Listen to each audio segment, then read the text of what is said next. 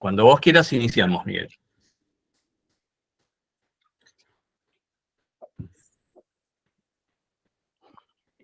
¿Ahora me escuchan? Sí. Perfecto. Sí. Ahí te muteaste. Ahí va.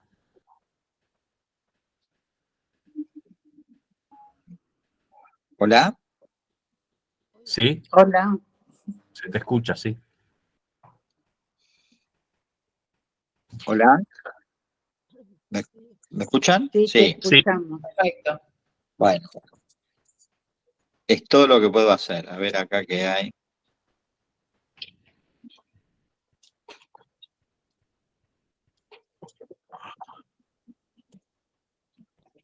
Ahí se ve una imagen. Sí, esto es lo que estoy viendo, que ahora se ve una imagen. ¿Sí? Si girás la cámara, se va a ver para vos. Si girás la cámara del teléfono con un botoncito, se te tendría que ver a vos. Si giro la cámara... Claro, ¿Viste la cuando cámara pones girada, como para selfie? claro, ¿Cómo? eso. Ponés con la cámara como para selfie. La cámara de tu celular, como si te fueras a sacar una selfie. Ah, pero tengo que salir de acá.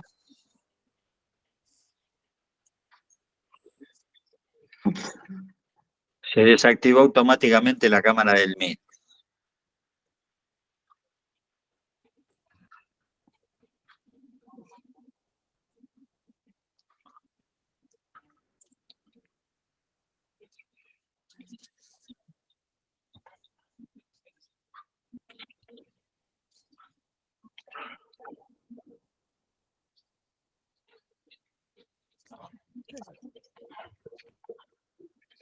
Sí, algo se está viendo acá. Pero no sé por qué se ve al revés. Que tenés que tocar abajo, no sé, abajo a la derecha, donde se da vuelta la cámara. Te hace como espejo. Ahí se ve. Pero no se me ve a mí. Configuración.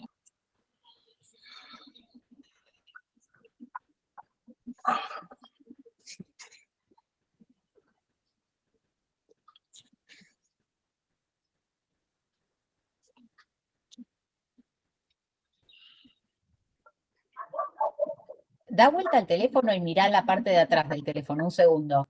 Ahí se te ve perfecto. Ahí va. ahí. ¿Ahora se me ve? Ahí se te ve. Sí. Ahora se te ve perfecto. ¿Aquí se me ve perfecto? Sí. Sí. Bueno, listo. Yo no veo a nadie. Claro. Buenísimo.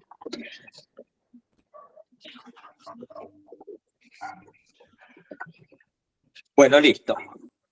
Empezamos. Bueno, empezamos el segundo encuentro de actualidad de la interpretación en psicoanálisis, hoy 2 de junio del 2023. Miguel, cuando quieras. Muy bien. Bueno, algunos recordatorios de la charla anterior. Dijimos que el analista se define por su intervención, que es segundo respecto de esa intervención. Y que la intervención princeps, digamos, o la intervención en cuestión es la interpretación. Ser analista, entonces, es una retrosignificación de ese acto primero, que es la interpretación. ¿Por qué es así? ¿Por qué está el lugar para la interpretación? Porque de lo que se trata es de hacer existir al inconsciente. Esa es la responsabilidad del analista. Este es un modo de entender el archisabido dicho freudiano, hacer consciente lo inconsciente. La interpretación, entonces, es la vía princeps para lograr esa presentificación del inconsciente. Dijimos también que había, en función de esto, una primera consecuencia de la interpretación, y es que divide al analizante. Rompe las identificaciones al hacer lugar al inconsciente. Hoy se va a entender un poco más esto. Dijimos que la interpretación se liga al deseo, el deseo es su interpretación, seminario 6.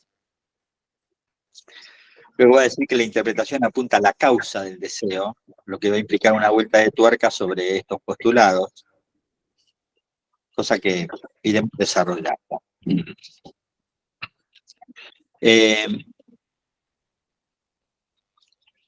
Una consecuencia, dijimos que de la interpretación es la asociación libre, asociación a partir de la cual el paciente sale del control yoico que acentúa la represión. Asociación libre es libre del control del yo. Lo que cuenta entonces es esta asociación. Lo que cuenta es si esta intervención divide o no al sujeto. Si asocia, hubo división. División entre consciente e inconsciente. Entonces, en principio, asociar, por lo de asociación libre, asociar es desplazar, hacer pasar de un significante a otro, siendo la metonimia la operación que rige este desplazamiento. Habíamos dicho también, esto lo voy a saltear, que el siguiente paso que Freud establece es la relación entre interpretación y transferencia, ¿no? Se interpreta una vez instalada la transferencia. También que había, Lacan da diversas decide sobre la interpretación, cifrar, descifrar, corte, entre enigma y cita, enunciado sin enunciación, puntuaciones, canción, equívoco, y que esa variedad de términos responde a los distintos tiempos por los que transita no solo la obra de Lacan, sino los distintos tiempos por los que va transitando un análisis. Uno de los temas entonces son los tiempos del análisis.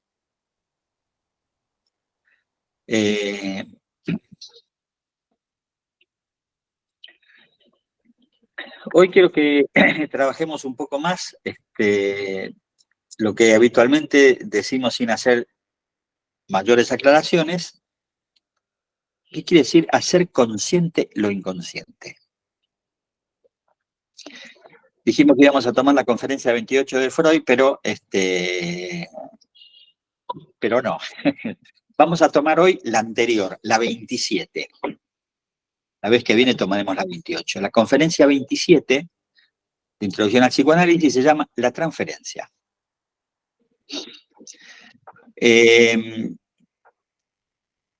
Estas conferencias son de 1917, por ahí, para ubicarlas en relación a la obra, ¿no? A la obra de Freud. Bueno, ahí no vamos a ver toda la conferencia, sino a las cosas que nos interesan. Freud empieza preguntándose, ¿dónde hay espacio para nuestra intervención? No dice interpretación, dice intervención. Y entonces va a plantear 3 bordes para nuestra acción. El espacio va a estar determinado a partir de 3 bordes. La disposición hereditaria, a la que plantea como límite de nuestra acción dice ya que nada podemos cambiar de ella. Lo que llamaríamos un real, se juega ahí. Luego va a agregar a las vivencias infantiles tempranas, de las que dice, muy interesante lo que dice, no podemos hacer como que no ocurrieron. Es bastante habitual, para mí por lo menos, que la pregunta en una supervisión, en una presentación de casos sobre la infancia del paciente, si se trata de un adulto, suele quedar sin respuesta esa pregunta. El tercer factor, o el tercer límite para nuestro espacio, Freud lo llama frustración real. Disposición hereditaria, vivencias infantiles tempranas, frustración real. A la frustración real hace una descripción, un somero detalle, dice, son por ejemplo las desventuras de la vida ante la falta de amor, ante la pobreza, las querellas familiares, el infortunio de la elección matrimonial, las condiciones sociales desfavorables y los rigurosos reclamos éticos que presionan a cada persona. Entonces, en estos tres bordes que determinan nuestra acción terapéutica, uno es real, al otro no se le puede denegar su influencia, y el tercero, este de la frustración.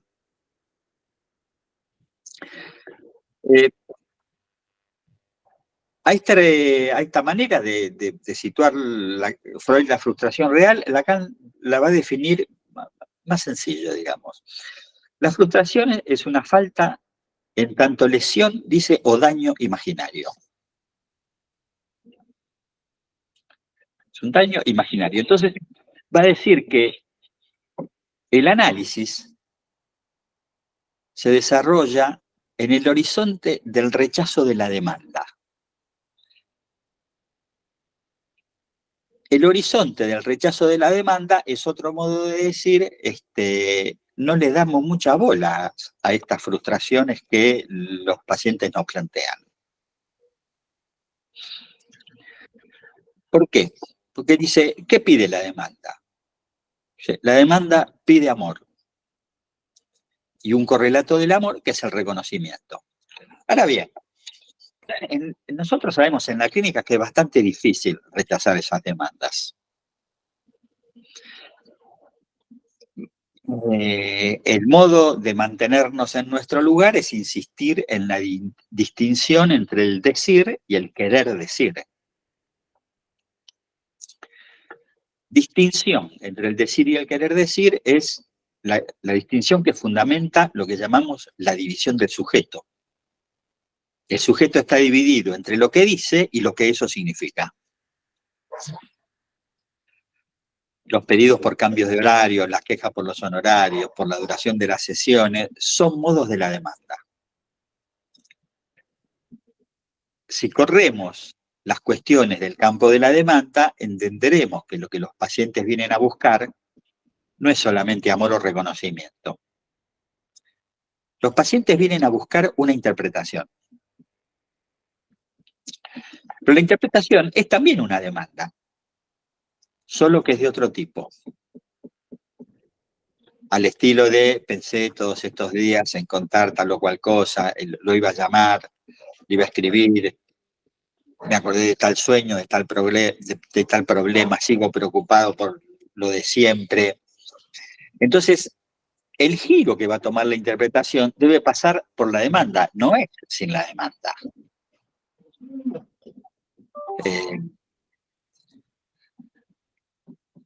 Pero la diferencia, dijimos que es una demanda de otro tipo, porque la interpretación, o la demanda de interpretación, es una demanda dirigida al saber.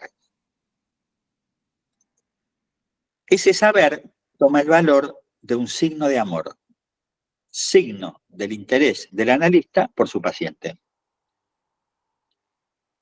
Entonces, la interpretación va a tomar la forma de transformar el saber supuesto en el analista a un saber expuesto. Este saber expuesto, a diferencia de la época de Freud, en la época de Freud, el saber tenía aspecto de verdad, ¿no? El saber era la verdad. Hoy día hay más bien una escisión, un quiebre de esa soldadura. El saber puede o no ser verdad. Lacan dirá, hay una impotencia de la verdad para decir el goce. Hace 30, 40 años, el analista era un sujeto sin mancha, podríamos decir. Era intocable. Su decir era inapelable. ¿Qué sé yo? Pagar las sesiones de verano si uno se iba de vacaciones en otro momento que en febrero, mínimo 2 sesiones semanales. Esta cuestión de lo inapelable, ¿no? Por ejemplo, fijémonos lo que pasa hoy día con la Corte Suprema de Justicia. Saber y verdad iban siempre de la mano. Una sentencia de la Corte era inapelable. era verdad, era la última palabra. Ya no es así. Todo el mundo opina sobre la corte, los fallos, su modo de organización, la guita que gastan, la obra social, los desmanejos. Eso da cuenta de una escisión entre saber y verdad. Es más, el lenguaje lo expresa, ya no son los supremos, ahora son los cortesanos. El lenguaje expresa bien esa escisión entre verdad y goce. Se lo supone agentes de un partido político, tomaron cuerpo. No son solo aquellos a los que se conoce por sus fallos. Estrepitosa caída de los semblantes ligados a la verdad y al saber. Vuelvo a lo nuestro. Freud nos aclara que el psicoanálisis, sigo, ¿no? En la conferencia 27, que el psicoanálisis no tiene nada que ver con una liberación sexual. Que me parece que esas eran cuestiones de aquella época. El objetivo de la terapia analítica es resolver el conflicto entre una aspiración libidinal y una represión sexual. Así lo plantea esa cuestión de que no tiene nada que ver con la liberación, sino que hay un conflicto. Entonces, él dice que no hay solución apoyando a uno de esos dos polos en detrimento del otro. Resolver el conflicto no hace más que dejar, si uno apoya a un polo en detrimento del otro, apoya o a la aspiración libidinal o a la represión sexual, dice, deja a uno de los dos polos insatisfecho. Y dice que esto es así porque las llama mociones del alma. A mí me encantó esa expresión. Estas mociones del alma, dice, no están situadas en el mismo terreno psicológico. Una es consciente-preconsciente y la otra es inconsciente. Solo habrá solución si ambas mociones están en el mismo terreno. Dice que la única tarea analítica consiste en permitir eso. Lo inconsciente tiene que proseguir hasta la conciencia. Si es así, cancelamos las represiones, eliminamos las condiciones para la producción de síntomas y mudamos el conflicto de modo que sea un conflicto normal, así lo llama, un conflicto normal, que permita alguna solución. Luego, otra cosa que esta transformación psíquica provocamos en el paciente. Una voz. Sustituimos lo inconsciente por lo consciente. Se traduce lo inconsciente a lo consciente, dice. Acá tenemos una fuerte afirmación de Freud sobre el lugar del analista. Somos traductores. El trabajo del analista consiste en hacer una traducción, el pasaje de una lengua a otra. Entonces, este es un modo de plantear hacer consciente lo inconsciente como traducción de una lengua en otra. Por lo tanto, consciente e inconsciente no hablan, por así decirlo, la misma lengua. Sabemos lo complicado de las traducciones. Siempre algo se pierde. Algo no pasa de una lengua a otra. Suele no haber superposición de términos entre una lengua y otra. La expresión traductore, traditore, ¿no? Traductor, traidor, habla bien de la imprecisión, de los errores que pueden cometer algunos traductores. Pero bueno, acá tenemos una idea del analista como agente de la traducción. Sigo con la conferencia. Dice, la meta de nuestro empeño se dice en diversas fórmulas. Hacer consciente lo inconsciente, cancelación de las represiones, llenado de las lagunas némicas. Todo esto viene a decir lo mismo, dice Freud. Sigo. Esto también, más que interesante. Distingue una terapia causal, la que no se propone como punto de partida eliminar las manifestaciones patológicas, sino su causa. Y una terapia no causal, la que se propone eliminar los síntomas, pero no su causa. Uno diría, la psicofarmacología es el prototipo de terapia no causal. Se pregunta por el psicoanálisis. Bueno, dice que no resulta simple discernir en nuestro accionar ese dualismo, ¿no? Porque dice que el psicoanálisis tiene ambos bordes. En principio es causal, no se propone en lo inmediato eliminar los síntomas, pero también no es causal, en tanto rastrea el encadenamiento a lo largo de las represiones hasta llegar a las disposiciones pulsionales, a las intensidades relativas que se presentan dentro de la Constitución y a las desviaciones producidas en el curso de su desarrollo. O sea, por eso dije 1917. Desde la presentación sintomática hasta sus orígenes, lo que va a encontrar es a la pulsión. Desde la frustración real, pasando por la infancia hasta su constitución heredada, va a ubicar a la pulsión como la causal de las manifestaciones patológicas. Ahora bien, afirma que no es posible incidir en las magnitudes libidinales propias de lo pulsional. Por lo menos en 1917 lo pensaba de ese modo. No podemos aumentar o disminuir la intensidad de una pulsión y derivarlo a alguna otra. Llegamos hasta la causa, no podemos incidir en ella. Sorprendente, Freud. Entonces, dice, incidimos en otro lugar. Les leo, es breve. Estoy en la página 396, digamos, Amorror, la conferencia 27. Como ustedes saben, ni hablar por ahora de semejante influencia sobre los procesos libidinales.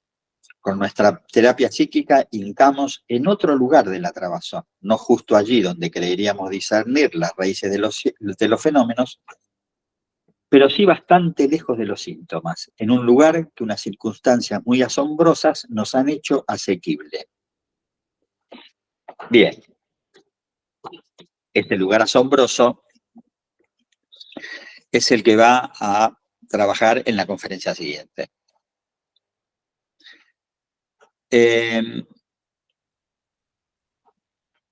Entonces, los efectos inconscientes se trabajan de un modo y la pulsión no se trabaja de ese mismo modo.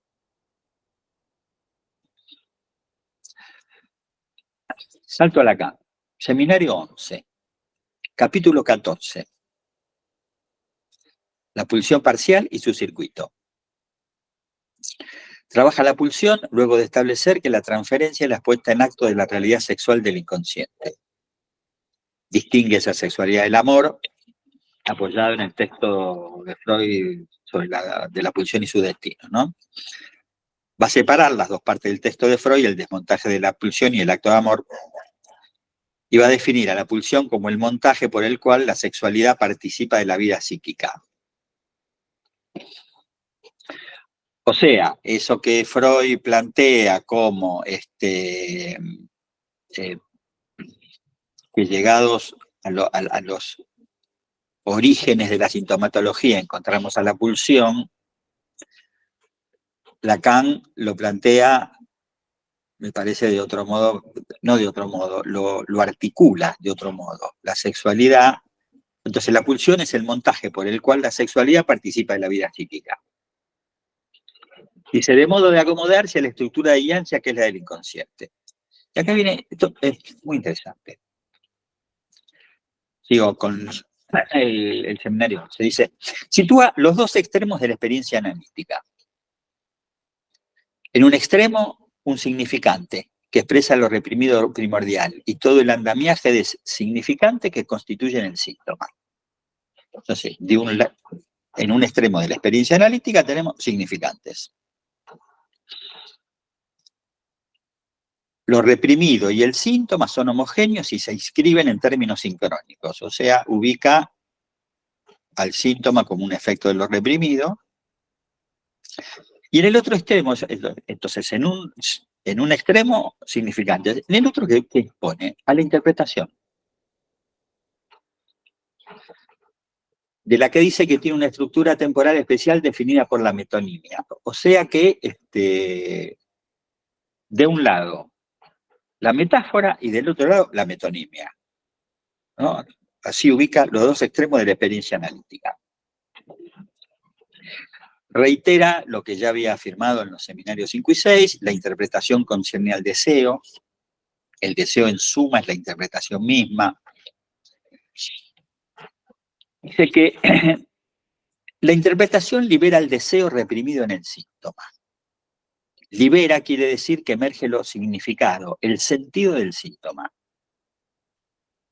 Como lo libera, como dijimos recién, a partir de la metonimia, o sea, a partir del desplazamiento. Bien, después voy a volver a esto.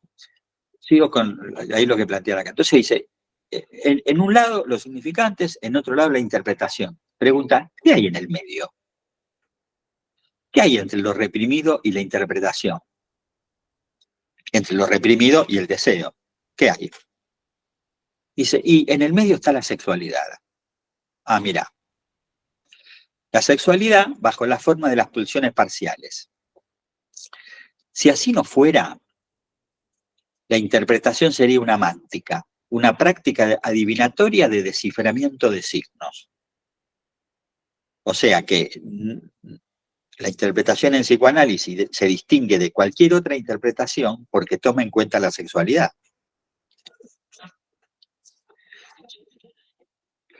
Pero dice algo más.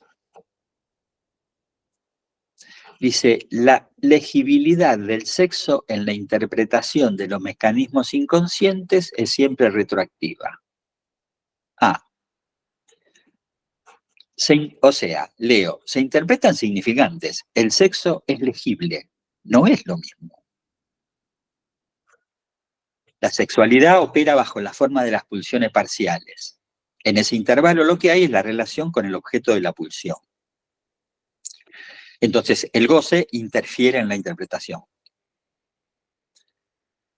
Va a decir ahí mismo, capítulo 14, que la articulación del sexo con el inconsciente es bajo el modo de un aparato.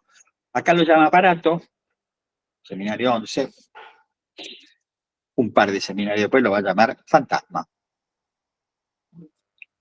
Pero es eso, es lo mismo, que llama aparato en el seminario 11. La articulación entre un elemento significante tomado del síntoma, o sea, tomado de uno de los extremos de la experiencia analítica, y el objeto A, que está tomado de eso que está en el medio. El objeto A que siempre está metiendo la cuchara, si me permiten la expresión.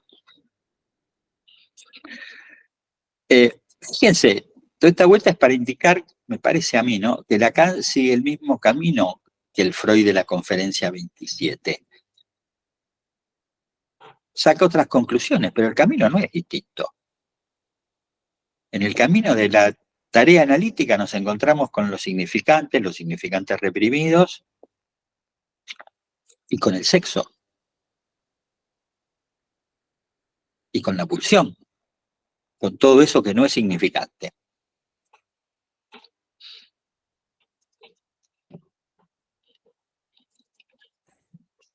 Sigo con Freud, misma conferencia. Entonces, Freud dice, ¿no?, ¿en qué consiste hacer consciente lo inconsciente? Dice, bueno, creíamos que con decirle al paciente eso inconsciente encontrado, alcanzaba. No sirve de mucho, dice Freud. Usted tiene una identificación inconsciente a su madre, a su tía materna, a su abuelita. Dice, esos dichos, ¿no?, no van a ocupar el lugar de lo inconsciente en nuestros pacientes, sino junto a él, junto al inconsciente. Hace falta, sigo con Freud, representarnos las cosas tópicamente, topológicamente diríamos desde Francia. Debemos buscar en el recuerdo las circunstancias en que eso se produjo por obra de la represión. Si la represión se elimina, eso se consuma fácilmente. Lo inconsciente se hace consciente. Buscar en el recuerdo es uno de los efectos de la asociación libre. La asociación libre gambetea, por así decir, la acción de la represión y su socia la resistencia. Pero bueno, se nos hace entender, o se nos hace necesario entender ante todo, ¿qué es la represión? ¿Qué es la represión? La represión es un proceso que se cumple sobre representaciones en la frontera de los sistemas inconsciente y preconsciente-consciente.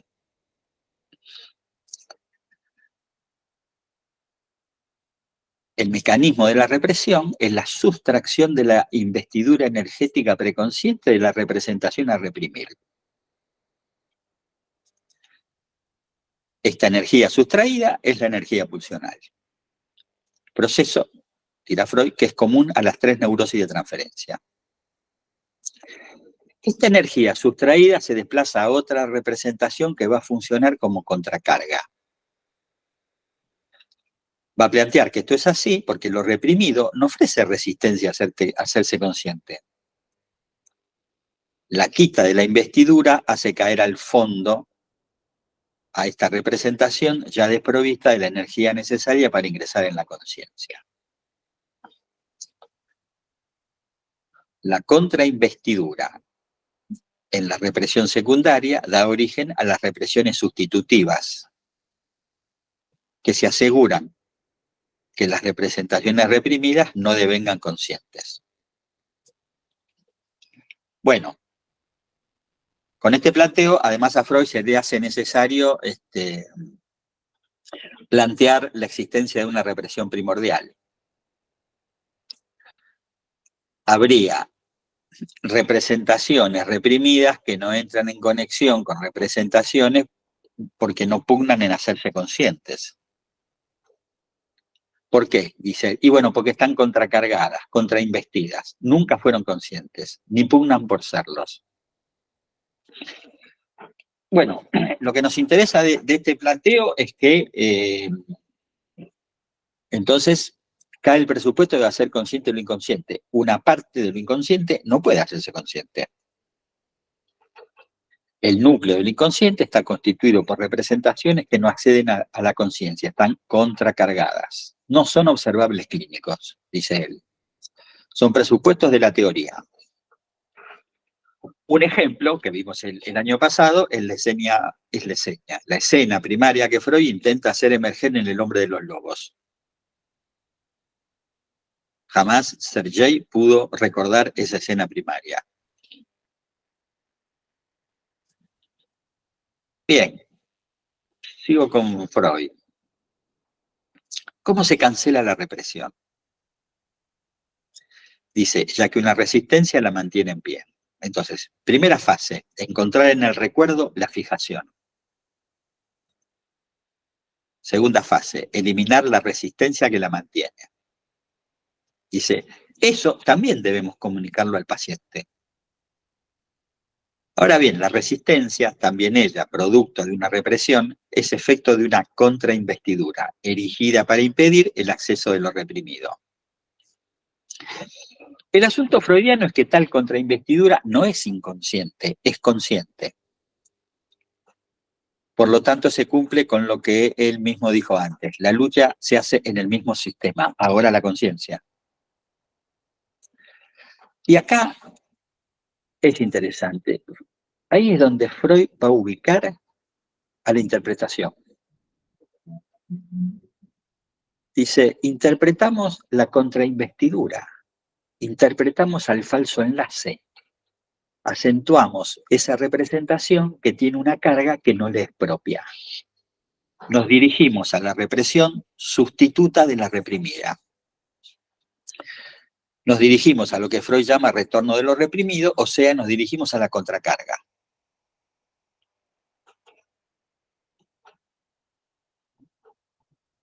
En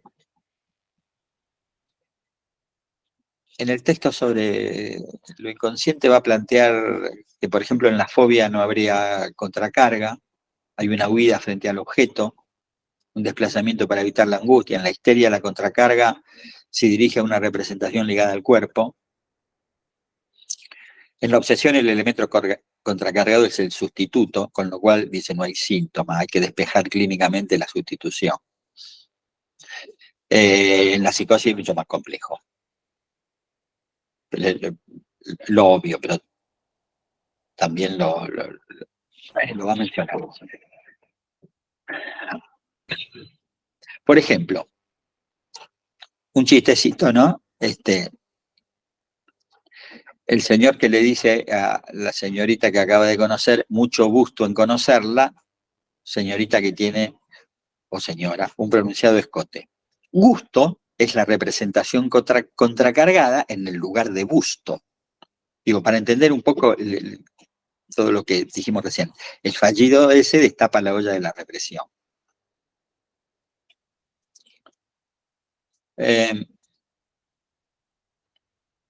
¿Se entiende por dónde vamos? No hay forma analítica de decir algo sobre la interpretación si no hablamos de la constitución del inconsciente. Ambos términos son solidarios. Cuando Lacan habla de los 4 conceptos, va a hablar de la interpretación en relación al inconsciente. Inconsciente que primero define como pulsátil, evanescente, discontinuidad, sorpresa que aparece y pronto tiende a desaparecer. Es como pescar truchas, se me ocurría a mí. Saltan, salen a la luz y se hunden en el agua. Siempre recuerdo una experiencia de ese estilo en el lago del desierto. Yo estaba en el lago del desierto con un amigo que es pescador. Mi amigo era pescador, sigue siendo pescador. Entonces, uno estaba ahí parado en la playa, en la playita que había, mirando ese lugar magnífico, el desierto, el lago del desierto. Entonces él me dice, mira, vení, agáchate. Y me hace agachar casi al nivel del lago, al nivel del agua. No parado, sino en cuclillas, bien agachado. El espectáculo era asombroso. Había miles de truchas saltando, que si uno estaba parado no las ve. Era muy impresionante eso. Anamorfosis de pescador. Por eso es que Lacan va a definir al campo freudiano como campo cuya naturaleza se pierde y el analista como el testigo de esa pérdida. A esas truchas del inconsciente las llama hallazgos, tropiezos, sorpresas, fisuras por donde algo se muestra e inmediatamente se oculta. Discontinuidad, vacilación, también así define a los fenómenos presentes en los chistes, en los lapsus, en los sueños, en el síntoma es distinto. El síntoma se caracteriza por la permanencia, por la duración, no por la discontinuidad. Bueno, entonces, esta ubicación de la contrainvestidura y su relación a la interpretación nos recuerda que la interpretación es solidaria del concepto de inconsciente. Si no lo tomamos así, haremos una teoría de la técnica y entonces se interpreta de tal o cual modo, se implican recetas técnicas sobre qué hacer o qué no hacer con los pacientes.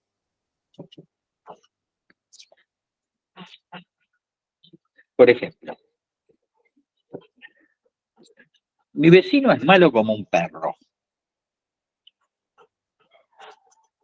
Perro, en esa afirmación, supongamos dicha en un análisis, es el elemento contracargado. La intervención va a ir por el lado de perro, no por el lado de vecino. ¿Por qué un perro? ¿Qué se le ocurre con perro? Perro malo, malo. Introducimos así en el discurso del análisis un significante que alude a la perritud, si usted quiere, no a la vecindad, casi ni siquiera a la maldad. Buscamos desplazar el sentido coagulado en un síntoma. Buscamos el desplazamiento, el motor del deseo, de un sentido a otro. En el texto sobre radiofonía, Lacan a este modo de trabajo lo llama intrusión significante. Modo que lo que busca es la desorientación. Un vacío en relación a lo que se quiere decir. un modo de introducir, si tenemos suerte, al inconsciente. Esa intervención toma el relevo del inconsciente para permitir su despliegue. ¿Por qué? Porque entonces el sentido se fuga, no lo puedo localizar. Este primer modo de trabajar en relación a la interpretación hace que en lugar de encadenar significantes, el puro bla bla bla se rompa esa cadena, se la corte.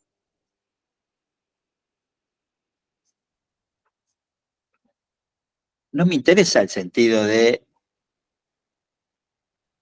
por qué mi vecino es un perro o es malo como un perro, sino el perro. El perro es lo que aparece ahí como ajeno al sentido habitual con el que el yo lo va a tratar.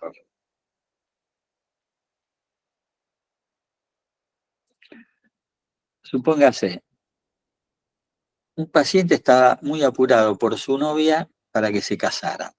Él no quería casarse. ¿Para qué? ¿Para qué los papeles, los anillos? ¿Para qué todo eso? ¿No? Viene un día y dice, bueno, me dice, vio, al fin lo logró, nos vamos a casar. Al fin lo logró ella, digamos, nos vamos a casar. Entonces intervengo y digo, ¿y usted por qué va a hacer eso?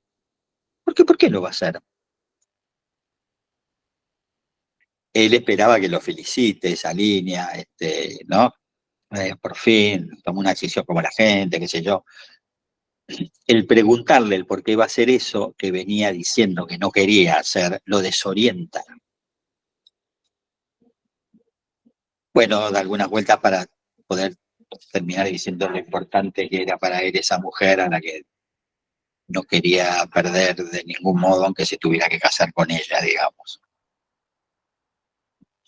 Suponiendo eso, que casándose no la perdía.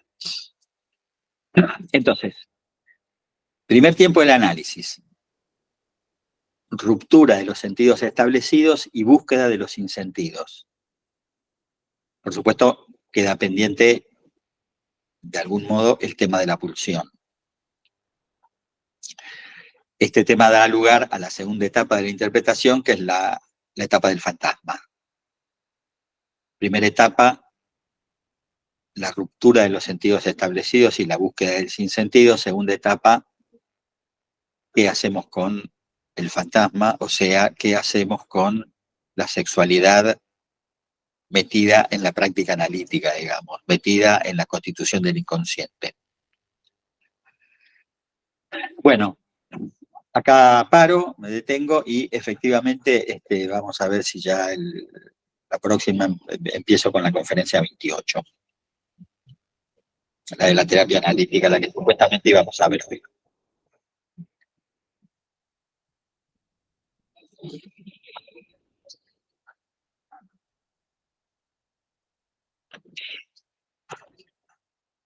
Bueno, ahora yo los voy a mirar a ustedes. Creo.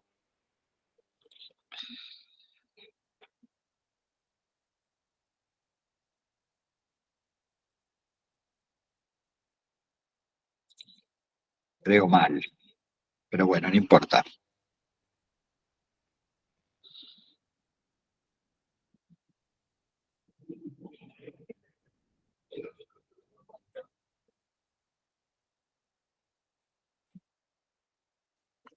Ahí está. Ahí los veo a ustedes.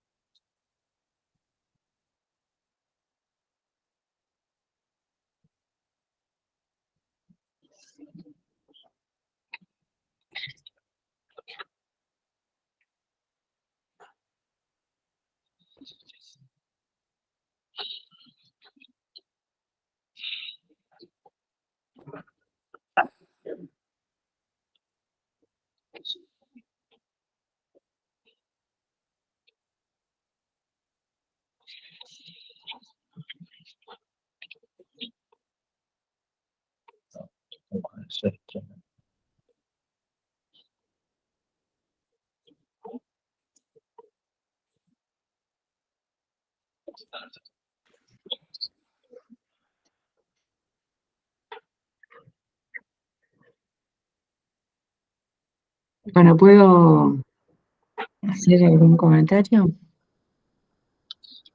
Supuesto, dele.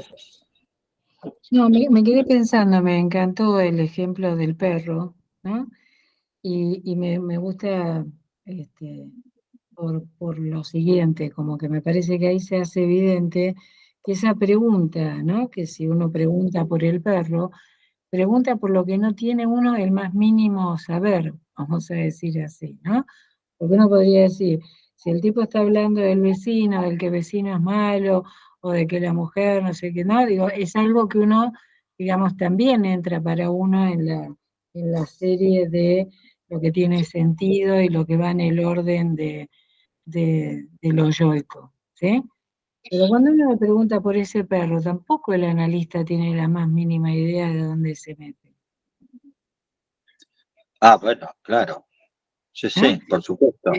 Y ahí me parece interesante que esta cuestión de, ¿no? de la sorpresa para ambos, Sí, la sorpresa ¿no? es Porque para cuando ambos. uno se mete por el lado del vecino, se mete por el lado también de la comodidad para uno.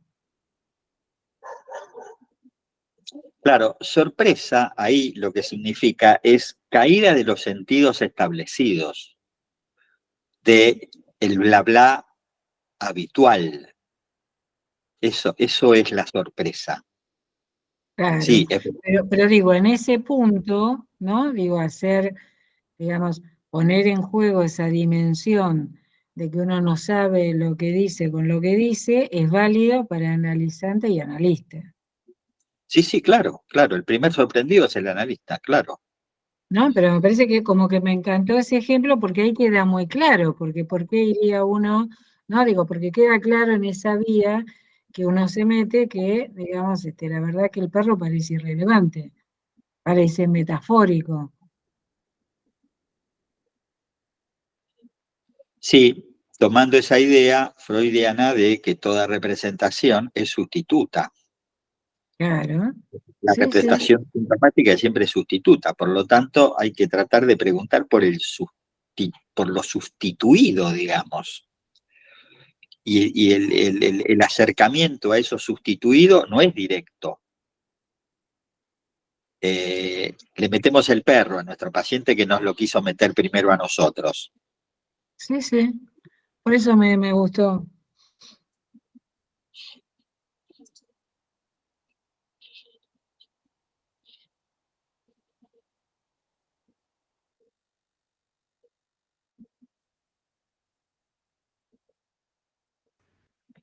Pensaba, Miguel, también en relación a lo que traías de qué tipo de interpretaciones, ¿no? A diferencia de otro tipo de interpretaciones, donde está en juego la cuestión sexual, ¿no? El goce, podríamos decir. Porque efectivamente una interpretación donde uno podría decir, bueno, está repitiendo lo mismo que su madre, ¿no? Algo de eso habías dicho. Sí, claro. Lo que falta allí es, bueno, el goce de ese sujeto implicado. Claro, sí. Además porque desconocemos radicalmente el goce de la madre. Por lo tanto, hacer una homología ahí no nos lleva demasiado lejos.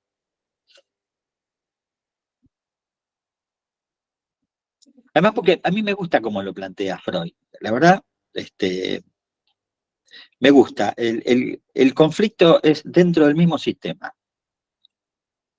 Si cambiamos de sistema, no hay, uno de los dos sistemas va a quedar insatisfecho. Tal cual lo dice Freud.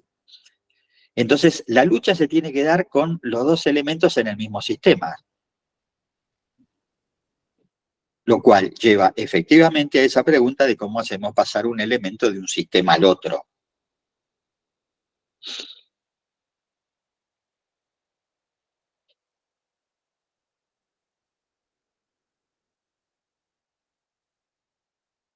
Sí, además, Está bueno, espera, el ejemplo, Carlos, eso de que repite a la madre o que no sé qué, algo con la madre, digamos.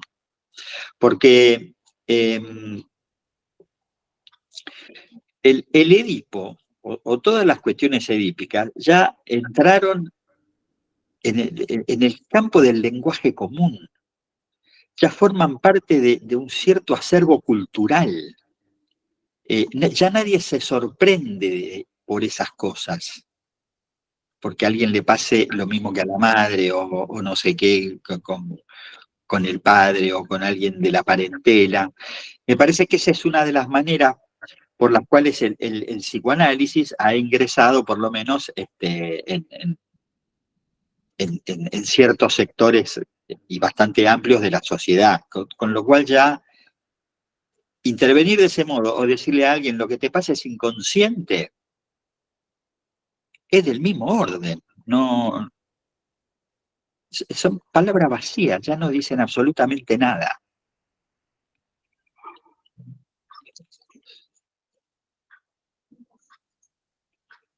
Sí, es un saber referencial. Sí, claro, ya es un saber referencial, sí, ya no es un saber expuesto, digamos, ya no pone a nada a prueba.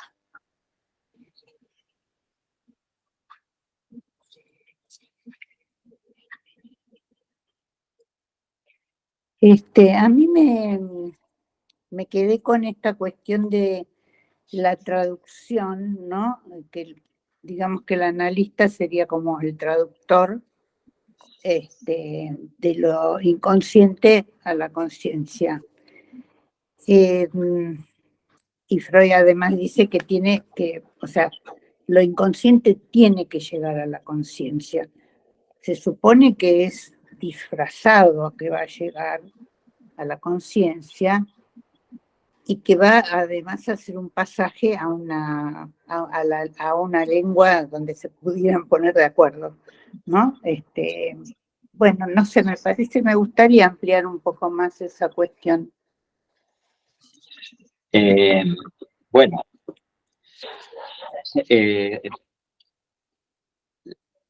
la existencia misma de la represión, a ver,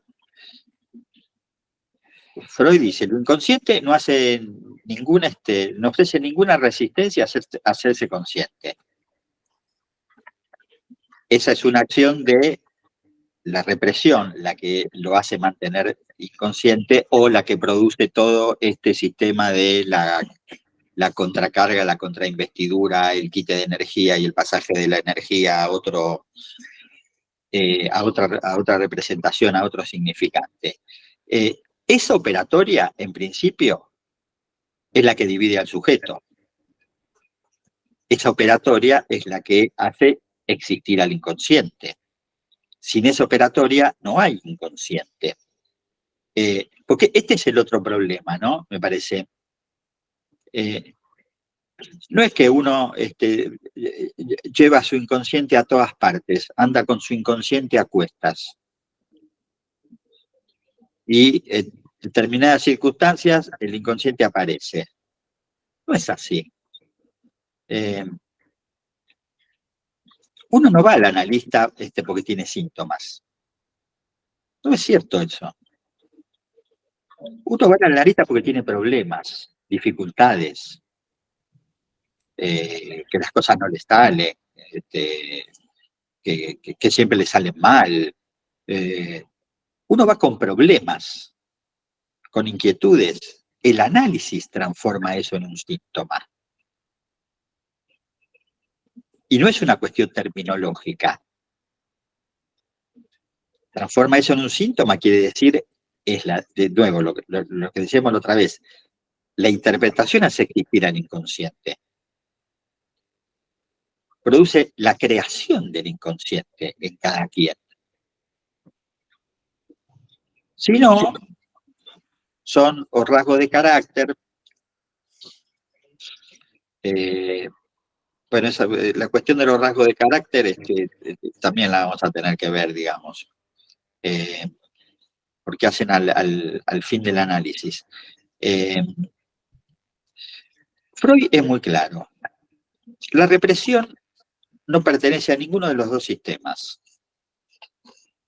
Es el límite entre los dos sistemas, el consciente y el inconsciente. La represión hace existir al inconsciente y a la conciencia, podríamos decir, de paso, o a lo preconsciente, para decirlo mejor. No hay inconsciente antes de esa operación.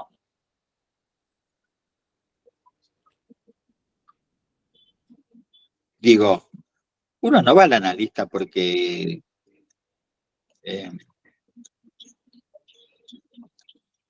yo me acuerdo una vez, vino a verme una chica que estudiaba psicología. Y que entonces le habían dicho que como estudiaba psicología se tenía que analizar.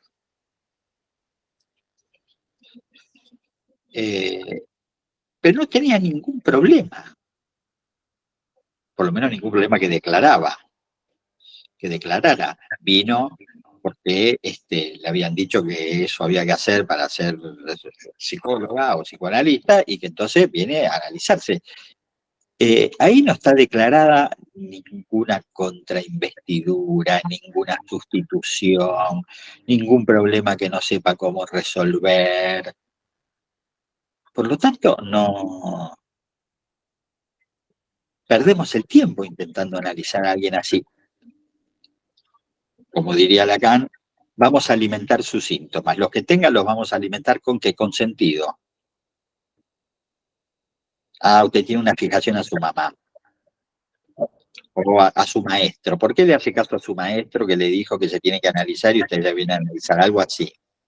No deshacemos el circuito de la represión. Ese es el objetivo del análisis, deshacer ese circuito. Ujú.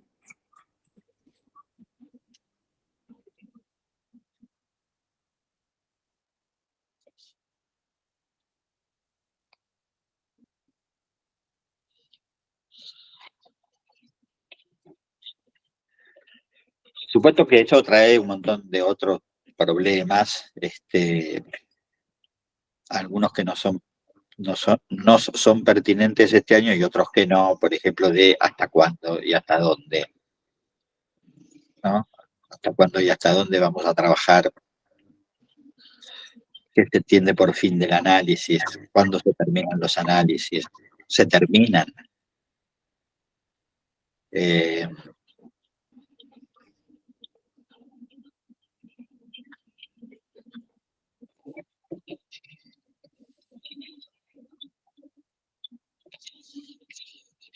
Si ustedes me apuran, yo diría que algunos análisis se terminan y después empiezan otros.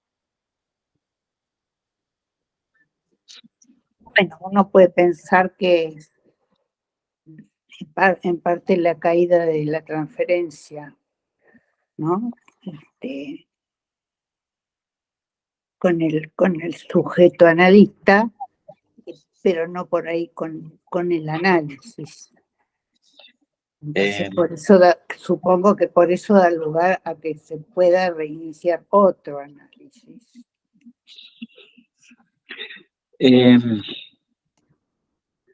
Sí, sí, me estaba acordando de un seminario, está bien, no importa. Pero sí, claro, es el final del análisis con ese analista. Sí.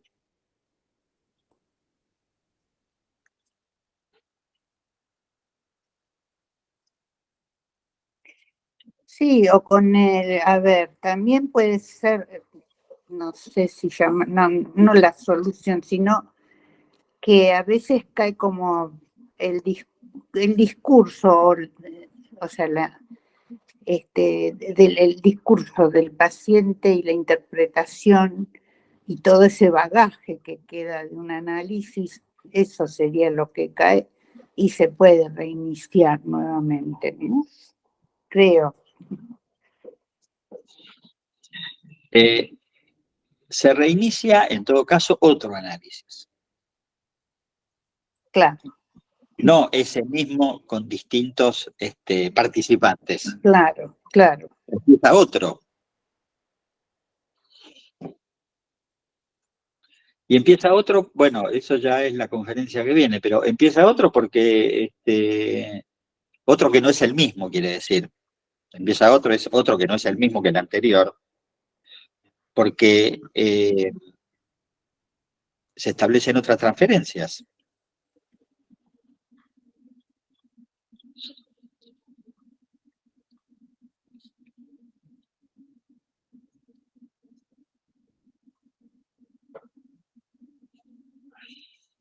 Claro que además es lo que pasa en la vida, ¿no? Si no, sería, a ver, cuando uno piensa análisis terminable o interminable, también pasa en las relaciones humanas.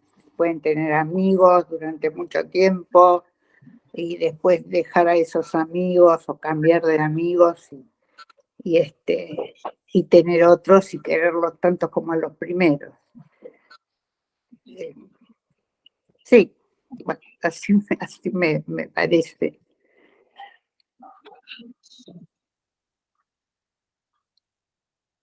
Sí, eso me hace acordar otra cosa. Si ustedes revisan la bibliografía, por lo menos las cosas que yo he leído sobre el final de los análisis, inexorablemente y siempre está tomado, los casos que se presentan son de analistas. El fin del análisis de los analistas. ¿No decir que el fin que un analista relate el fin del análisis de un paciente? No, su propio análisis, su propio análisis. Ah, sí, sí. En general tratan sobre el análisis del analista. La mayoría de los textos que yo he visto tratan sobre eso. Sí, sí. Efectivamente, bueno, y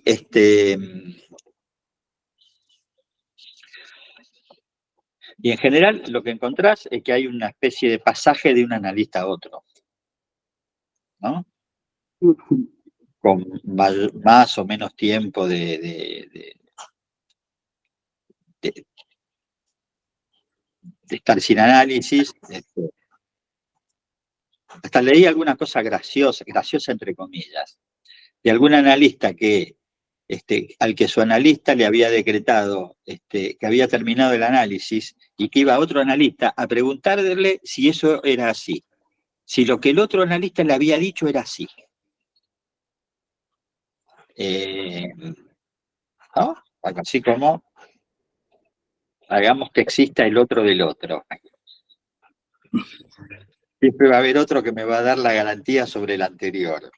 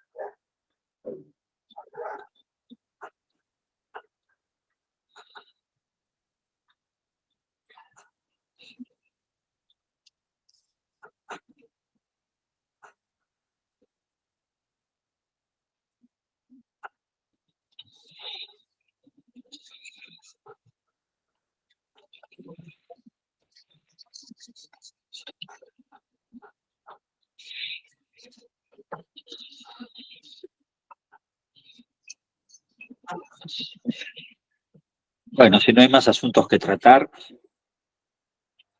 lo tratamos el mes próximo.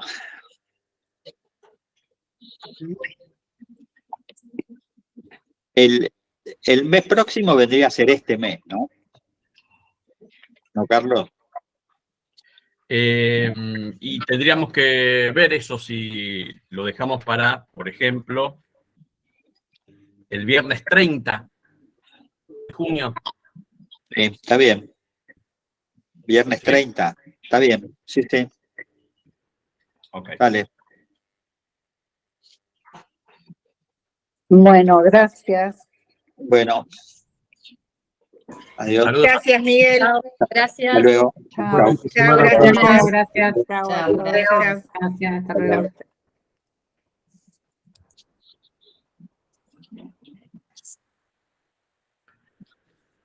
Nos vemos, Miguel. Hasta luego. Chau, Carlos. Esperá que no es fácil para mí salir de acá, nunca lo fue. Ok. Sigo sin entender qué pasa que no me pueden ver, ¿eh?